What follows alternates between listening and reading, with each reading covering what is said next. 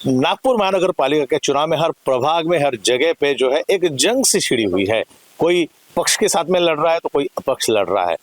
और जब अपक्ष की बात करते हैं तो इनकी ताकत को कभी कम नहीं आंकी जा सकती, क्योंकि इनका भी एक जनाधार रहता है। इन्होंने कुछ कार्य किए होते हैं कि इनको जनाधार अपने आप मिल जाता है। तो ऐसे ही एक अपक्ष उम्मीदवार हमारे साथ में वार्ड प्रभाग क्रमांक 28 से सुरेश जी सवाई, हम उनसे बात करते हैं क्या तैयारियां हैं उनकी इस चुनाव को लेकर, किस तरह से वो जनता के सामने जाने वाले हैं, हम उनसे जानने की कोशिश करते हैं। सबसे पहले तो सवाई जी, आपको बहुत बहुत शुभकामनाएं। धन्यवाद। बहुत ही प्यारा सा और मुस्कुराता चेहरा है आपका, और एक वो फ्रेशनेस जो है, इस फ्रेशनेस के साथ में आप जनता के सामने जा रहे हैं। 2026 महानगर पालिका चुनाव किस तरह से देखते हैं आप? देखिए, पहले बात तो बताते हुए मुझे आनंद होता है कि ये चुनाव मैं अकेला नहीं लड़ रहा हूँ जी। ऐसा समझिए कि भाजपा ने जो निर्णय लिए हैं वो यहाँ के स्थानिक भाजपा पदाधिकारी है उनके गले नहीं उतरे हैं। यहाँ पर मैं पार्टी का मेरे को तो शिम्माल नहीं है, क्योंकि मैं अपक्ष के साथ में यहाँ चुनाव लड़ रहा हूँ। लेकिन स्थानिक भाजपा इकाई का प्रतिनिधि करके यहाँ पर मुझे समर्थन है। मैं स्थानिक भाजपा इकाई ने मुझे अपना उम्मीदवार, अपना प्रतिनिधि करके आप चुनाव लड़ने के लिए मजबूर किया है, उनके समर्थन के साथ में।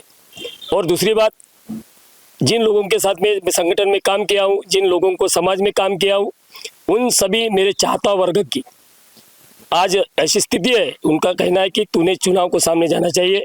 2017 में मैं भाजपा से प्रत्याशी था, अच्छी लड़त दी, कुछ मतों से मैं यहाँ पर हारा भी। उसके बावजूद दूसरे ही दिन, क्योंकि मेरे रक्त में लड़ने की उम्मीद है, लड़ने वाला मैं लड़वैया कार्यकर्ता हूँ, कभी हार नहीं मानता, नकारात्मक अपने अंदर आने नहीं देता। दूसरे दिन से ही मैंने काम को शुरुआत की। ये जो आज का डेवलपमेंट यहाँ पर दिख रहा है, 2014 से लेकर तो आज 2025-26 आने वाला है, इन दिनों में यहाँ खेती जैसी स्थिति थी। ये मेरा अकेला का कोई योगदान नहीं है, मैं खुद को बड़ा मानता नहीं हूँ, लेकिन भारतीय जनता पार्टी के समस्त कार्यकर्ताओं की मेहनत के साथ में आज यहाँ पर ये नागपुर शहर की जो ये प्रभाग का विकास दिख रहा है, तो इसमें हमारे भारतीय जनता पार्टी पार्टी के कार्यकर्ता का खून पसीना लगा है। ये जो मंदिर आप देख रहे हैं, यहाँ पर 5-5 फुट के गड्ढे थे सभी मैदानों में। ये उमरे रोड की जो मट्टी निकली, उस मट्टी को ला करके हमने यहाँ के मैदान के सपाटीकरण कर दिया। मैं मानता हूँ कि मैं अपक्ष चुनाव लड़ रहा हूँ, लेकिन जिस पार्टी के माध्यम से, जिस सत्ता के माध्यम से यहाँ पर हमने 30 साल से काम कर रहा हूँ। 1997 में पहले मैं युवा मोर्चा का अध्यक्ष बना। ये मेरे बड़े भाई है जो प्रभाग वार्ड के अध्यक्ष रह चुके हैं। मेरा परिवार ऐसा है कि जिसमें मेरे भाई ने कार्यसेवा भी की है। अंततः मैं ये चाहता हूँ कि जिस आधार पर पार्टी प्रत्याशी का चयन कर रही है और बता रही है कि हम 4 सर्वे करने के बाद में मेरिट लिस्ट के आधार पर प्रत्याशी का चयन करते हैं, मैं आपके चैनल के माध्यम से अनुरोध करता हूं मेरे नेतृत्व को कि ऐसा कौन सा सर्वे जो हमें बता दे कि जिनमें हम नहीं है, और जो उम्मीदवार ना लोकसभा में काम करते ना विधानसभा में काम करते, उनको बार बार प्रत्याशी बनाए जाते, तो पार्टी किसी एक की मोहताज बनी है क्या? ये मेरा सवाल है।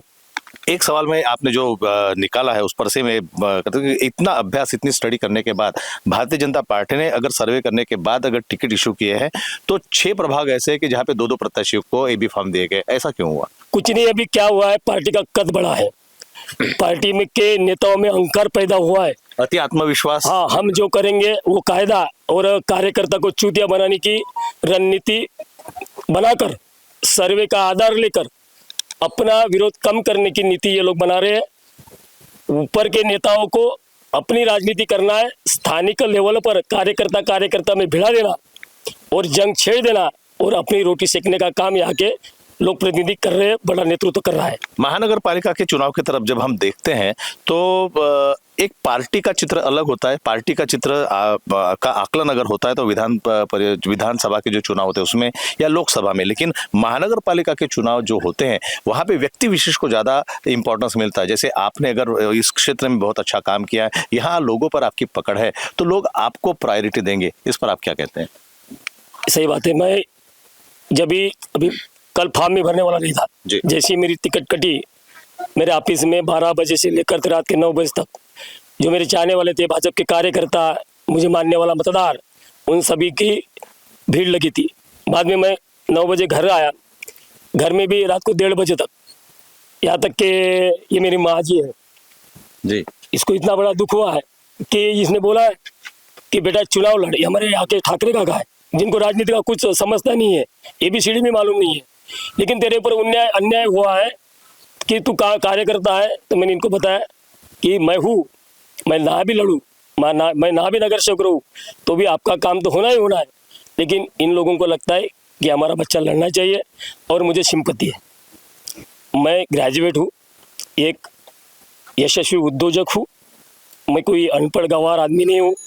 इस चुनाव में अपक्ष को क्या क्या एफर्ट्स लगाने पड़ेंगे, धन खर्चा करना पड़ेगा, और मेरे साथ में जो भी मेरे भाई लोग हैं, मेरे कार्यकर्ता है, मुझे चाहने वाली जो जनता है, उनको भी पूरे एफर्ट्स के साथ में आगे जाना पड़ेगा, क्योंकि दिन बहुत कम है और मैं सिंगल ही लड़ रहा हूँ, मेरा कोई पैनल नहीं है। तो इन सभी चीज़ों का, इन परिणामों का आकलन करके मैं इस चुनाव को जो सामने जा रहा हूँ, मैं किसी को हराने के लिए चुनाव नहीं लड़ रहा हूँ, मैं ये चुनाव जीतूंगा, ऐसी स्थिति प्रभाग में बनी है।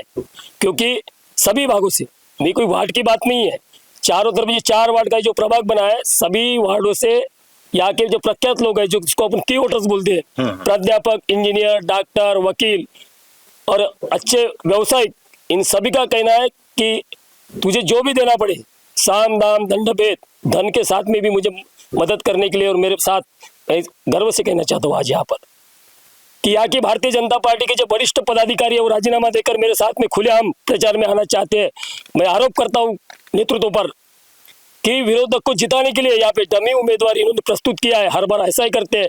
और आज तक की पार्टी की परंपरा रही है कि जो प्रत्यक्ष पहली बार हारा उसको दोबारा चुनाव में लड़ाकर, उसको ब्रांड बनाकर चुनाव जीतने की रणनीति भाजपा की रही है। मैं भाजपा में पहले दबाव काम नहीं कर रहा हूँ, 30 साल का मेरा यहाँ सार्वजनिक जीवन है, कार्यकर्ता का जीवन है, इसीलिए उसको मेरा तो इन पर आरोप है, खुला आरोप है कि अगले वाले को चुनाव जिताने के लिए, उसको बड़ा करने के लिए यहाँ पर डमी प्रत्याशी का चयन किया है पार्टी ने। अब आप प्रभाग 28 के लोगों के सामने जा रहे हैं। एक कई बार पार्टियां जो होती है वो 4 जो उम्मीदवार होते हैं, चारों को आपस में मिला के चुनाव लड़ती हैं। आप अपक्ष है, अकेले ही आपको आपकी जंग लड़नी है, तो इसको, और लोग जो आपको देख रहे हैं प्रभाग 28 के, आपके पीछे काफी महिला वर्ग भी खड़ा हुआ है, उनका अच्छा समर्थन आपको मिल रहा है, तो आप लोगों को क्या आह्वान करेंगे? देखो, मैं जनता का उम्मीदवार हूँ। मैंने आपको पहले ही बताया कि चुनाव में परिणामों की क्या अवस्था होगी, मेरी क्या अवस्था रहेगी चुनाव में अपक्ष लड़ने में, क्योंकि 64,315 मतदार इस प्रभाग में है। बावजूद मैं चुनाव लड़ने की जो हौसला रखता हूँ, इसके पीछे ये चुनाव मेरे कार्यकर्ता के बल पर, मेरे चाहने वाले पर, ये चुनाव मैं जनता का प्रतिनिधि बनकर मैं नहीं भी पहुंच जाऊंगा लोगों के पास में, क्योंकि मेरा नाम फैल गया है। जिस दिन मेरा टिकट कटा उसी दिन प्रभाग में चर्चा हुई है कि सवाई जैसे अच्छे उम्मीदवार को पार्टी ने काट कर उसके ऊपर अन्याय किया है और पार्टी का नुकसान किया है। तो ये हो सकता है, मुझे पता है कि पार्टियों का संगठन है, पार्टी संगठन के साथ में जाएगी, मुझे तो हर एफर्ट्स में मेरे सभी कार्यकर्ता, मेरे चाहने वालों के ऊपर ये चुनाव घर घर तक लेके जाना पड़ेगा। लेकिन यहाँ के मतदार जागरूक है, क्योंकि यहाँ पर मैं 30 साल से काम करता हूँ, यानी मेरा नाम आज मतदारों के लिस्ट पे पहुंच गया है।